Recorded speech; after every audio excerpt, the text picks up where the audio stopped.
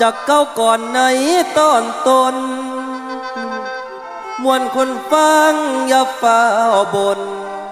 แฟนอย่าด่วนสับสนนิทานพวกก็เป็นข้าวตายายเท่าอย่าห่วงนอนมีบทสับบทสอนตุ้มเตือนบาดฟังเสียงหลานขอเลี้ยนคำก่อนตอนนิทานในตอนนี้อาจารย์เขียนก่อนให้แปลงเป็นสารออกมาว่านี่เราหมอลำซาระเบียบมาหอดแล้วเสียงแซ่ทวงอยู่ทั่วกันเดนอ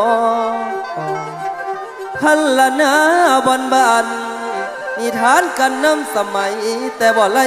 ละของเดิมมุนเขาคอยติดตามไปเด้อเจ้าหมอลำเฮามีหลายอยู่อดสาฟังเป็นหมู่